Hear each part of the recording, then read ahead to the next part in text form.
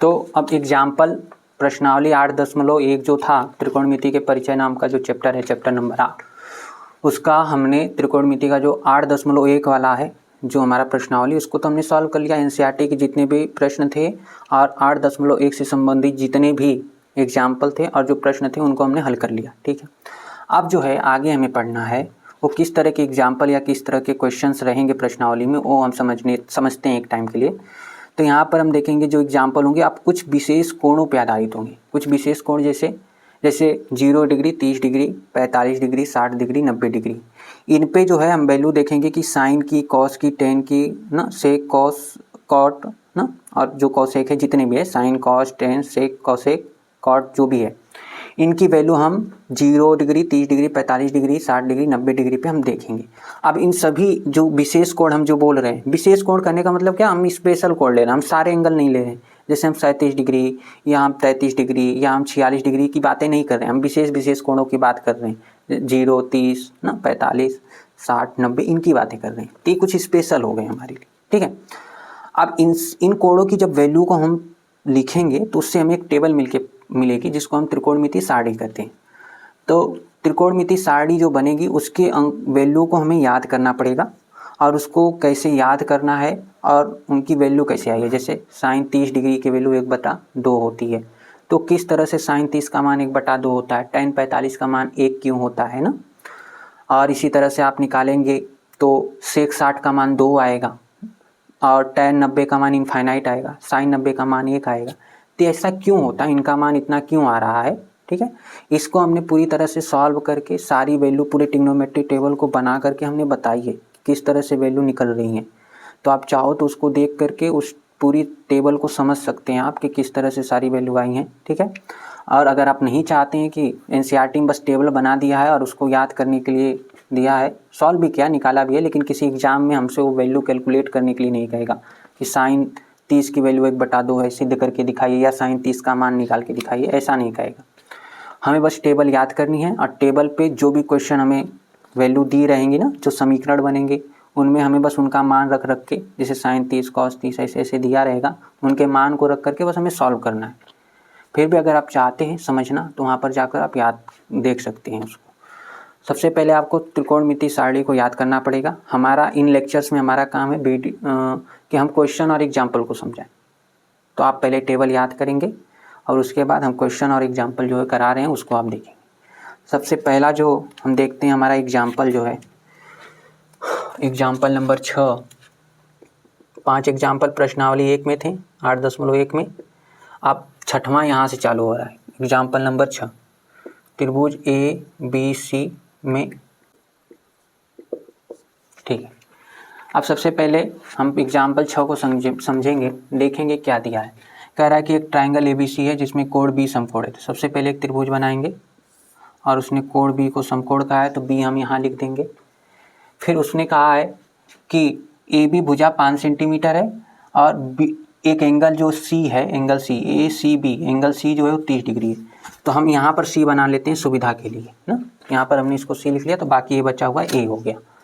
इसलिए चित्र बनाने से पहले हम कहते हैं कि जो आप पॉइंट लिख रहे हो ना, ABC, जो आप बिंदुओं को, जो त्रिभुज के सिरों को जो आप लिख रहे हो, सबसे पहले कंडीशन को समझ लीजिए और कंडीशन के हिसाब से अपने सुविधा के हिसाब से उसको ड्रॉ करिए। तो ये 30 डिग्री दिया, एंगल 30, C जो है वो 30 डिग्री है। ठीक है, अगर और उसके बाद क्या कह रहा है, कौन सी AB भुजा कितनी है, 5 सेंटीमीटर। तो ये हो गई हमारी 5 सेंटीमीटर, ये हो गया इसके सामने, तो ये कहलाएगी लंब। ठीक है, बाकी ये 90 के सामने तो इसको आप कहोगे कर्ण, और शेष ये बचा हुआ क्या हुआ हमारा आधार। तो आपको क्या किया है, इस त्रिभुज में एक कोण C जो है वो आपको बता दिया है कि 30 डिग्री है, और तीनों में से एक भुजा हमको दे दिए 5 सेंटीमीटर। एक कोण हमें C दे दिया है 30 डिग्री और एक भुजा हमको दी है 5 सेंटीमीटर। बाकी की 2 भुजाएं आपसे कह रहा है कि बताइए A आधार और कर्ण, कर्ण कितना होगा और आधार कितना होगा। 2 चीज़ें हमसे पूछी, हमें एक भुजा और एक कोण का प्रयोग करके अब हमें बताना है। तो सोल्यूशन आप किस तरह से करोगे, सोल्यूशन में आप सबसे पहले यहाँ पर सोचेंगे कि जो कोण दिया है ना और जो भुजा दी है, अगर हम इस कोण को और इस भुजा को देखें तो क्या लंब के साथ ऐसी कौन सी भुजा अनुपात में आती है। तो लंब के साथ कर्ण आता है, लंब के साथ आधार भी आता है। लंब के साथ अगर आप कर्ण लेते हो तो लंब बटा कर्ण लिखोगे तो लंब बटा कर्ण क्या होगा, साइन थीटा। और साइन थीटा कितना दिया है, 30 डिग्री, मतलब साइन 30 हो जाएगा। वो थीटा हमको 30 डिग्री दिया है तो थीटा की जगह आप 30 लिखोगे, तो साइन 30 लिखते हो तो लंब बटा कर्ण लिखोगे। लंब पता होगा, साइन 30 की वैल्यू पता होगी, कर्ण निकल जाएगी। तो यहाँ पर हम लिख लेते हैं क्या, हम लिखते हैं यहाँ पर साइन 30 ना, इस तरह से हम लिखते हैं यहाँ पर साइन 30 डिग्री बराबर। आप यहाँ पर आप जानते हो लंब, लंब क्या है, ए बी डिवाइडेड बाई कर्ण कितना है भाई, ए सी। तो साइन 30 जो है वो ए बी की वैल्यू कितनी दी है, ए बी की वैल्यू हमें 5 पता है, तो हमने 5 लिख लिया, यहाँ पर ए सी लिख लिया। तो ए सी बराबर क्या हो जाएगा, ए सी इधर गुणा कर दिया तो ये 5 अब बटा के क्या हो जाएगा, या फिर पहलू रख लेते हैं, हटाइए ना, इस तरह से हो गया। साइन 30 की वैल्यू लिखिए, तो हम जानते हैं कि जो साइन 30 होता है, साइन 30 डिग्री, यहाँ पर इस तरह से लिख लेते हैं इसको, साइन 30 डिग्री 1/2 होता है। साइन 30 का मान कितना होता है, 1/2। तो अब ये वैल्यू हम यहाँ पर लिख लेते हैं। तो साइन 30 की जगह अगर आप साइन 30 को 1/2 लिख लेते हो तो 1/2 बराबर 5 बटा ए सी हो जाएगा। क्रॉस मल्टीप्लाई करेंगे, ए सी का 1 में गुणा होगा तो ए सी, और इस 2 का गुणा 5 में होगा, 5 × 2, तो ए सी कितना निकल के आ जाएगा, 10 सेंटीमीटर आ जाएगा, एक निकल गया। अब क्या करिए, आप चाहो तो पाइथागोरस भी लगा सकते हो यहाँ, फटाक दे, ये 5 है, 10 है, आधार निकालना है, लंब 5 है, ए सी कर्ण था, एक कर्ण हमने 10 निकाल लिया, पाइथागोरस लगा के भी हल कर सकते हैं। लेकिन हम पाइथागोरस नहीं लगाएंगे, हमें कोण पता है 30 डिग्री, तो हम एंगल के थ्रू जाएंगे। तो हमने क्या किया, लंब पता था हमें, कोण पता था, तो हमने साइन लगा के कर्ण पता कर लिया, क्योंकि साइन में लंब और कर्ण आते हैं। वैसे ही अब हमें आधार चाहिए, हमें लंब पता है, लंब और आधार चाहिए, कोण हमें पता है, तो कोण और लंब पता है, हम आधार निकाल सकते हैं। तो हमें ये सोचना होगा कि लंब जो एक भुजा आपको पता है लंब, और जो नहीं पता है आधार, ये लंब और आधार आते किस रेशियो में, त्रिकोणमिति के 6 रेशियो होते हैं, 6 में से किस रेशियो में आते हैं, तो ये आता है 10 में। तो हम लिखेंगे यहाँ पर 10, और 10 कितना लिखेंगे, एंगल 30 डिग्री का है, तो 30, 10 30 बराबर, आप लंब 10 में क्या आता है, लंब, लंब कितना है, ए बी, और बटा आधार, आधार कितना है, बी सी।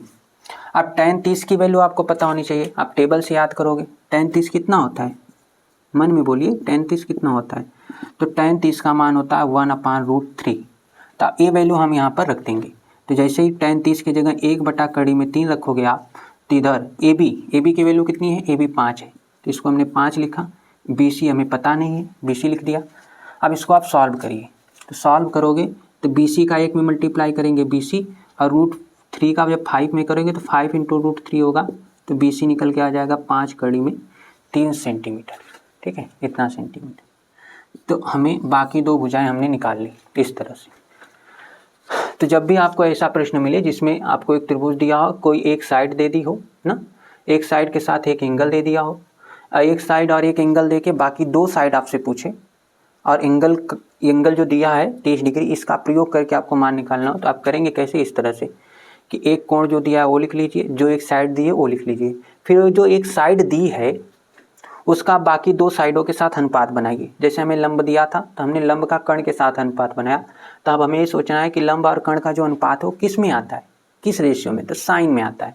तो हमने क्या कर लिया, साइन लिख लिया और लंब और कर्ण लिख लिया। तो साइन, अब एंगल कितना, 30 डिग्री, तो हम साइन का जब रेशियो लिखेंगे तो एंगल 30 के लिए बातें हो रही है ना, तो 30 डिग्री यहाँ पर आप लिख लेंगे साइन 30, और लंब और कर्ण लिख लेंगे। लंब आपको पता है, साइन 30 पता है, कर्ण आप निकाल लेंगे।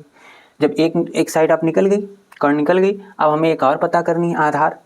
तो हम क्या करेंगे, अब हम ये सोचेंगे कि लंब का आधार के साथ अनुपात कौन सा होता है, तो tan होता है, लंब और आधार का अनुपात tan का होता है, ठीक है। तो यहाँ पर थोड़ा सा हम इसको बता दे रहे हैं आपको, ये आपका लंब था और ये क्या था, कर्ण था, और ये आपका क्या था, ये लंब था और ये आधार था, ठीक है।